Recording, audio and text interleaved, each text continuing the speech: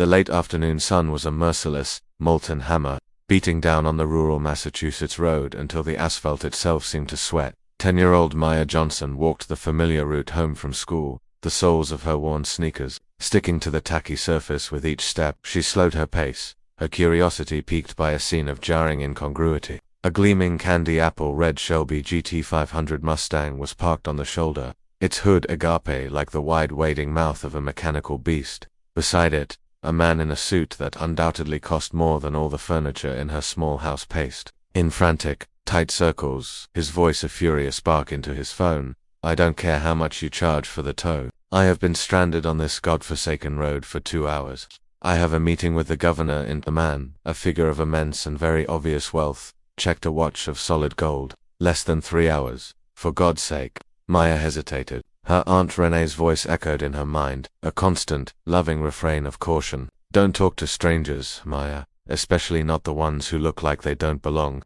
And this man, with his expensive car and his palpable, simmering rage, most definitely did not belong in the humble, predominantly black rural community. That was the only home she had ever known, but something in the raw, helpless frustration in his voice, a note of desperation that transcended his wealth and his fancy suit, made her stop. She adjusted the weight of the worn backpack on her small shoulders, a backpack that contained not only her spokes, but something far more precious, the small, comprehensive toolkit her Uncle Leon had given her.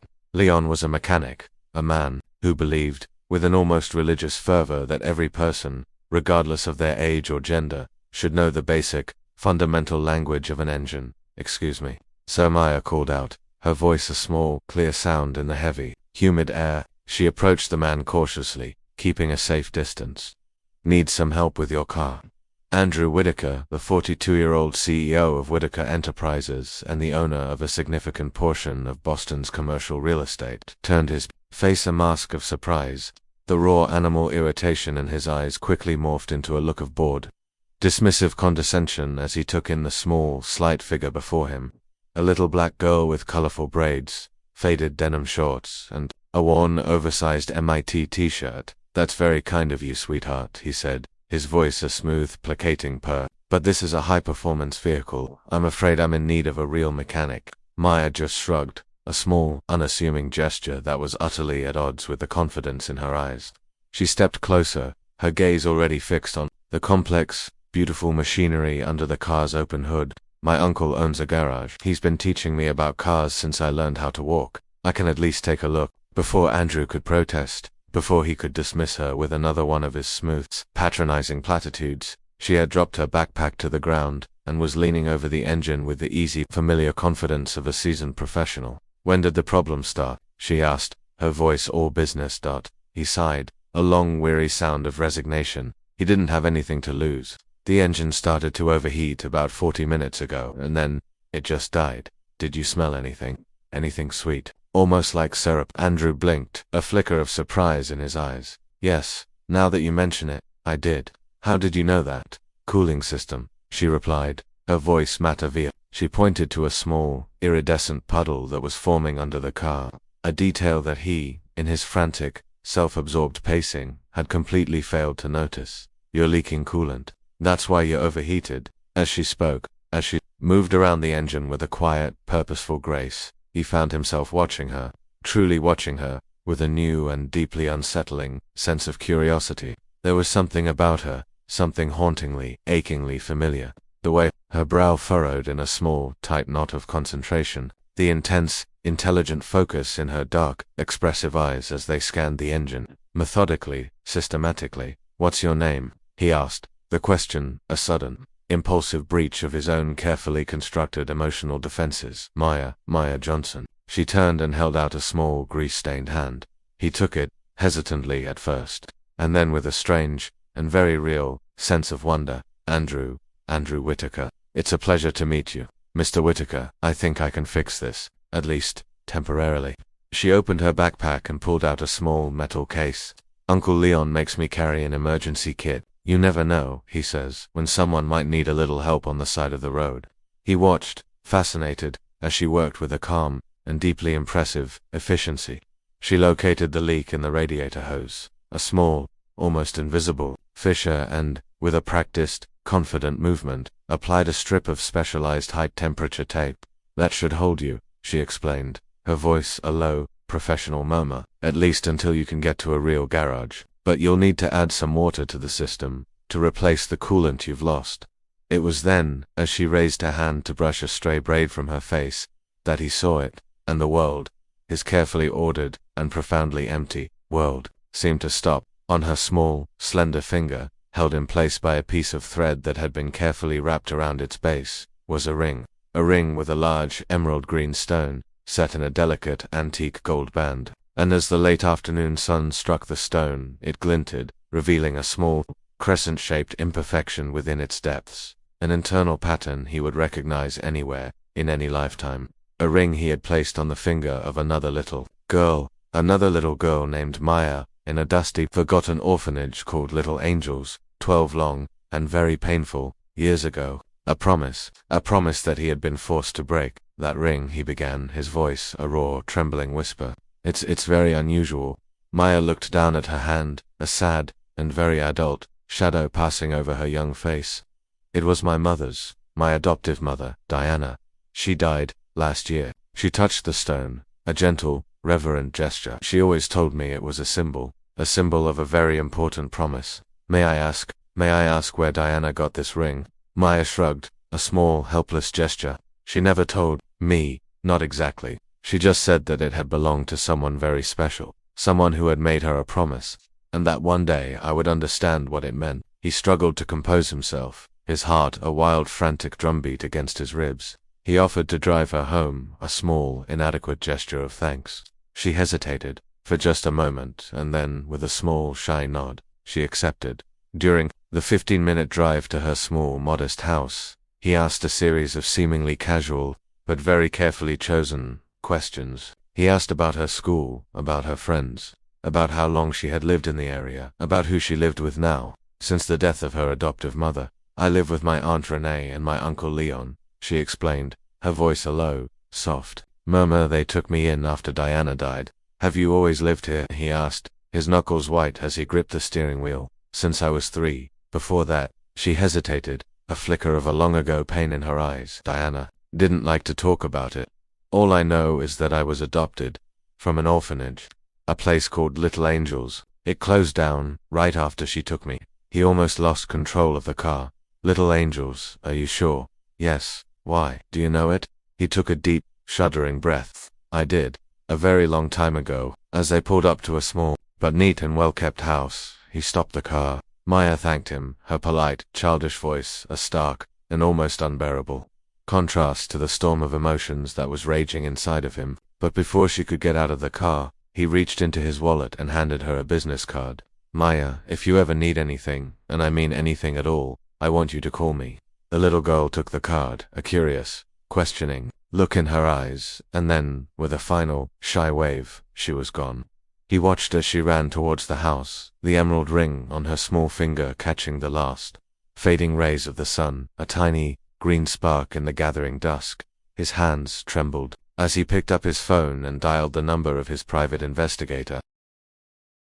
What Maya, in her innocence, could not possibly have known, as she waved one last time to the kind, and very sad, stranger in the expensive red car, was that their chance encounter on a dusty, forgotten road had just set in motion a chain of events that would unravel a web of secrets that had been carefully and ruthlessly guarded for over a decade. Secrets that connected a multi-billion-dollar corporate empire, a mysteriously, and very suddenly, closed orphanage, and a little black girl with an extraordinary, and very dangerous, gift for fixing broken things. Andrew Whitaker spent the next 3 nights in a state of sleepless, obsessive torment.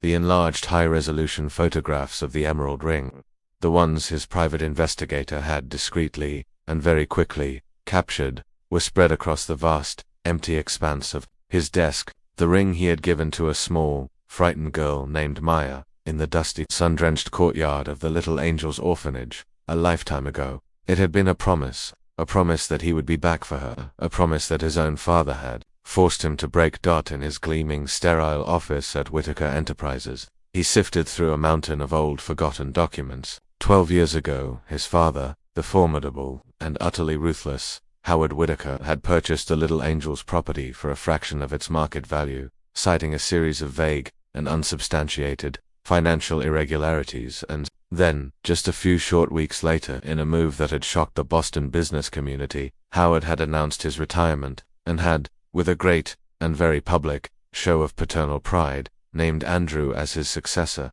Mr. Whitaker. Mr. Evans from the legal department is here, with the documents for the Horizon Project. The Horizon Project, a sprawling, ultra-luxury condominium complex currently under construction on the very same piece of land where the Little Angels Orphanage had once stood. Andrew quickly and guiltily swept the old reports into a drawer as his lawyer entered the room.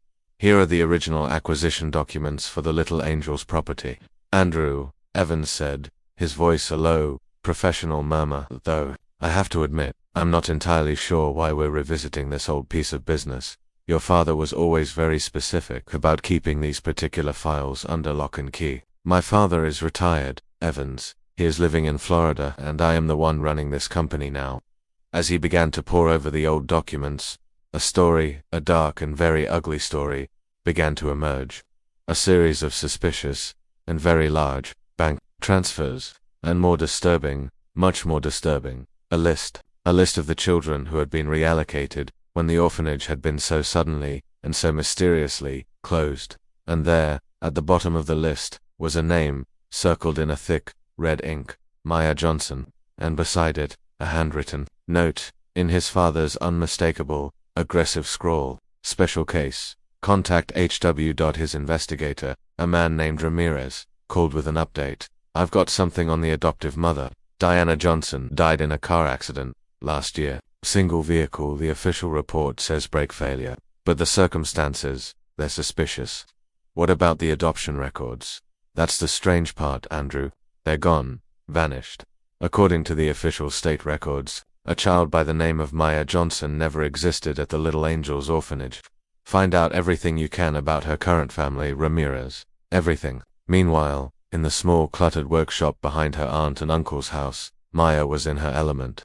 The small garage-like space was her sanctuary, her refuge. The walls were lined with neatly organized tools, the air thick with the comforting, familiar smell of oil and grease. Did you manage to fix that old radio, Maya? Leon asked, his large frame filling the doorway. She smiled, a proud, triumphant flash of white in her small, serious face. I did. It was just a few loose wires. He ruffled her braids, his touch gentle, affectionate. You've got a gift, girl. A real gift. I've never seen anyone who can understand machines the way you do, Uncle Leon, do you think? Do you think my mum would have been proud of me? Diana was so proud of you, Maya. She could have burst, he said, his voice a low, gentle rumble. She twirled the emerald ring on her finger, a nervous, thoughtful gesture. I met a rich man, the other day. His car broke down, and I fixed it, and he recognized my ring. Leon froze, his hand still on her head. What man?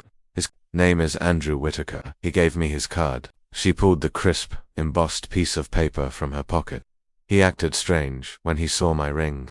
Leon's face, which had been a mask of warm, affectionate pride, went pale. He exchanged a long, silent, and very worried look with his wife Renee, who had just appeared in the doorway. Maya, dear, Renee said, her voice a low, tense whisper. Do you remember when we told you that we would tell you the truth about Diana when you were older? Well, I think that time has come. That night, in the small, cozy living room of their home, Maya heard the story, the real story.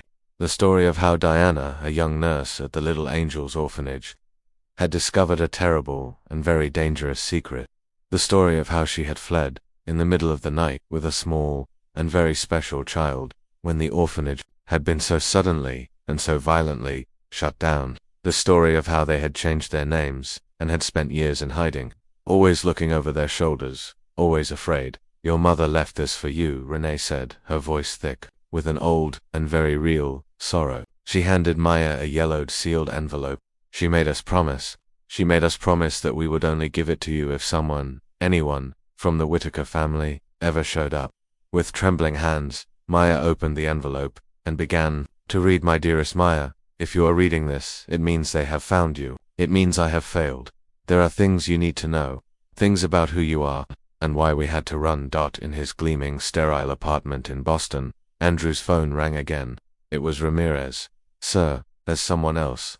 Someone else, who's been asking questions about little angels, a reporter, a man by the name of Marcus Hayes. What does he know? A lot. And he has a theory. A theory about why your father was so interested in certain specific children at that orphanage. Children with unusual talents. The next day, a black unmarked SUV pulled up across the street from Maya's school.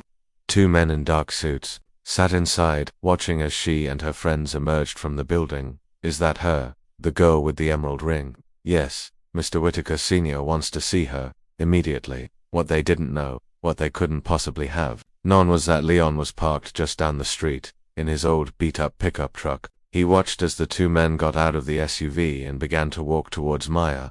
He pulled out his own phone and dialed a number. A number Diana had left for him, for this exact, and very specific, emergency. Marcus Hayes, a voice on the other end of the line, answered. It's about little angels, Leon said, his own voice a low, urgent growl. And a little girl with an emerald ring. I have the proof you've been looking for. At Whitaker Enterprises, Andrew stared at his father. Howard had flown in from Florida that morning, unannounced. What is this I hear about you reviewing? The little angel's files, he demanded, his voice a low, dangerous growl. I thought that matter was closed, permanently. I found her, Dad, Maya Johnson, the little girl with the emerald ring. Howard's face, which had been a mask of tanned, patrician indifference, went pale. So what? She's just another orphan. What matters is the Horizon Project. There are billions of dollars at stake. What was so special about that girl, Dad? Why did you have her name circled in red? Howard laughed, a dry, mirthless sound. Andrew, after all these years, you still don't understand what's at stake, do you? Some children are valuable. They have talents that can be exploited. She fixes things, Andrew said, his voice a low, dawning horror. She can look at a broken machine, and she understands it. Howard's smile was as cold and as sharp as a shard of ice. Think of the military applications, Andrew, the patents, the power. Why do you think we really bought that orphanage in the first place? What neither of the Whitaker men, in their gleaming sterile tower of power, could have possibly realized, was that at that very same moment, in a small, cozy living room miles away, a 10-year-old girl was reading a letter from her dead mother, a letter that was telling her the truth about her past, the truth about her special, and very dangerous, talents. And most importantly, the truth about why the emerald ring on her finger was so much more than just a piece of jewelry. It was not just a symbol, it was a key to a set of documents that had the power to bring an entire, and very corrupt, empire crashing down to the ground. The conference room on the 50th floor of the Whitaker Enterprises tower was a tinderbox of nervous energy. Howard Whitaker, his face a mask of barely controlled fury, slammed his fist on the massive glass-topped table. Where is my son? He should have been here an hour ago. As if summoned, the double door swung open, and Andrew entered, his expression a mask of calm, unreadable composure. He was not alone. At his side was a woman in a severe, dark business suit, a woman no one in the room recognized. Sorry I'm late, Dad, Andrew said, his voice as cool and as polished as the glass on the table. This is Federal Prosecutor Claire Bennett. She has a few questions for you about something called Project Prometheus. Howard's face, which had been flushed with anger, went a stark, sickly white. Project Prometheus, the top secret and highly illegal codename for the program to identify and exploit children with special and potentially profitable talents. A name that was never, ever, to be spoken aloud. What the hell do you think you're doing, Andrew? He hissed, his voice a low, venomous whisper.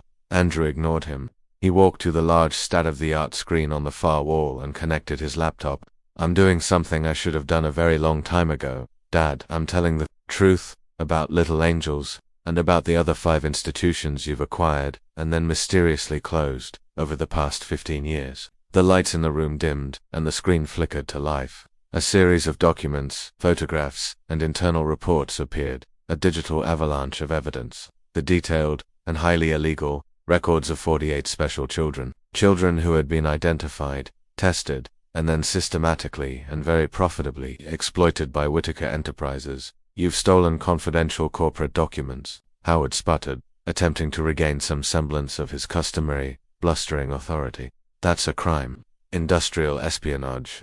Documents that provide evidence of far worse crimes, Dad, Andrew replied, his voice a low, damning. Verdict: unauthorized and highly unethical. Experiments on minors, the systematic falsification of adoption records, the bribery of public officials, the intimidation, and in some cases, the elimination of witnesses. A new video began to play on the screen. Grainy, black and white security footage from 12 years ago. A young nurse, a woman Andrew now knew to be Diana Johnson, was fleeing the Little Angels orphanage in the middle of the night, a small child clutched in her arms. The next clip was of his father, his face a mask of cold, reptilian fury, instructing a team of security guards, "Find her, the girl has significant military potential. We cannot lose her." 3 of the employees at Little Angels died in a series of very convenient accidents in the weeks that followed. Andrew continued, his voice a relentless, dispassionate narration of his father's crimes, including Diana's own brother, who had started to ask too many questions. "You have no idea of the implications of what you're doing," Howard began, but he was cut off as the doors to the conference room swung open once more. Maya Johnson entered, flanked by her Uncle Leon, and a man with a professional-grade video camera slung over his shoulder. "Marcus Hayes, from the Boston Globe," Maya Andrew said, his voice softening. "For just a moment, you didn't have to come." "Yes, I did," she replied, her own small voice imbued with a surprising, and very real, dignity. "Diana always said that one day, I would have to face the men who made us run." Howard looked at the small, slight girl, his expression shifting from one of shock to a cold, and very familiar, calculation. "So, you're the one, the prodigious Project 17. I have to admit, I didn't imagine you'd be so small." "And you're the man who killed my mother," Maya replied, her gaze direct, unwavering, and utterly, beautifully, unafraid. "Her brakes didn't fail by accident, did they?" Howard smiled, a slow, predatory curving of his lips as he regained his confidence, proving any of that would be impossible. "And you seem to be forgetting who I am. One phone call, from me to the right people, and all of this just disappears." It was then that Maya opened her small, worn backpack. She pulled out the emerald ring with small, nimble fingers. She twisted the stone, revealing a hidden, secret compartment. From within, she removed a tiny, almost microscopic, device. "Diana was smarter than you thought," she said, her voice clear, strong, and ringing with a truth that could no longer be denied. "This is a micro-storage device." She hid it in the ring. It contains a complete and unredacted backup copy of all of the Little Angels records, including the audio recordings of your meetings with the military doctors, the ones where you discussed the harnessing of children with enhanced cognitive abilities for strategic military applications. Howard Whitaker, for the first and very last time in his long and very corrupt life, was speechless. "And this," Marcus Hayes announced, pointing his camera at the now pale and very silent Howard Whitaker, "is being broadcast live to our studio and directly to a number of social media platforms. I believe we have over 10,000 viewers at the moment, and the number is climbing." Andrew walked over to his father, his own voice now a low and very final whisper. "It's over, Dad. The prosecutor has offered me a deal, full cooperation, in exchange for immunity. As for you, well, I believe we'll be letting a jury of your peers decide." As the federal agents entered the room to place his father under arrest, Maya approached the man who had, for so long, haunted her life, a ghost in the shadows of her past. "My mother taught me that broken machines can be fixed," she said, her voice a quiet and very profound declaration of her own and her mother's victory. "But broken people, they have to fix themselves. I hope you get that chance, Mr. Whitaker." In prison, Howard was led away, his vast and very corrupt empire crumbling, live for the entire world to see. In the days that followed, the stock of Whitaker Enterprises plummeted. The ensuing investigations revealed decades of unethical practices, illegal experimentation, and a level of systematic corruption that was almost beyond comprehension. Andrew watched it all with a complex and very painful mixture of relief and regret. He had lost his family, he had lost his inheritance, but he had found something far more valuable. He had found his integrity on the courthouse. As his father awaited his preliminary hearing, Maya approached him on the steps. "What happens now?" she asked, the emerald ring on her finger no longer a symbol of a dark and very dangerous secret, but of a truth that had finally, and very publicly, been revealed. Andrew looked out at the city skyline, at the gleaming soulless towers of glass and steel that had been built with money that was stained with the exploitation and the suffering of innocent children. Now, he said, a slow, determined smile spreading across his face. Now we rebuild. Not just buildings, lives. 5 years have passed since the day Maya Johnson, with a small and very powerful emerald ring, exposed the truth about the Whitaker empire. On a bright, sunny spring morning, she walked through the halls of the newly opened Johnson Center for Young Inventors, a sprawling state-of-the-art complex of labs, workshops, and classrooms, built on the very same piece of land where the Little Angels Orphanage had once stood. The sensors in the East Wing are still malfunctioning. Maya, now a poised and confident 15-year-old, told the group of adult and very experienced engineers who followed in her wake. Her eyes, the same sharp, analytical eyes that had once diagnosed a leak in a Mustang's radiator, now identified, with the same effortless ease, the complex and very subtle problems in a state-of-the-art electronic system. In the back of the center, Andrew Whitaker, his expensive suits long since replaced by jeans and a simple button-down shirt, was talking with a group of potential investors. The former billionaire airhead donated his entire, and very considerable, personal fortune to the founding of the Prometheus Initiative, no longer a secret and highly illegal exploitation project, but a transparent and very public program dedicated to identifying talented young people from marginalized communities and providing them with the resources and the opportunities they needed to succeed. We've discovered 23 children with exceptional talents. Just in this last quarter, Andrew explained, his voice filled with a passion and a purpose that had been absent from his life for so long. Each and every one of them receives a full and unconditional scholarship and a personalized, one-on-one mentorship. No contracts, no exploitation, no secrets. On the main wall of the center, a large interactive exhibit documented the entire improbable story. Photographs of the old, and now demolished, orphanage, newspaper clippings detailing the spectacular and very public fall of the Whitaker empire, and a single, iconic headline that had changed everything. Whitaker empire collapses after teenage revelations. Meanwhile, in a medium-security federal prison, Howard Whitaker stared at the blank, gray walls of his cell. The tycoon who had once controlled billions and manipulated lives now spent his days in a state of silence and very solitary confinement.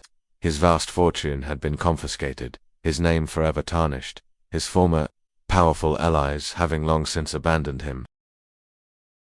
That night, the Johnson Center held its first major graduation ceremony. 12 young people, from some of the city's most disadvantaged communities, had completed the intensive 2-year program. Each and every one of them had already received multiple job offers and full scholarships to some of the country's most prestigious universities. Maya, still too young to officially graduate, but already a celebrated and highly respected mentor to her older peers, took the stage to give the keynote address. When I was 10 years old, she began, her voice clear, strong, and ringing with a confidence that was born of a deep and very real sense of purpose.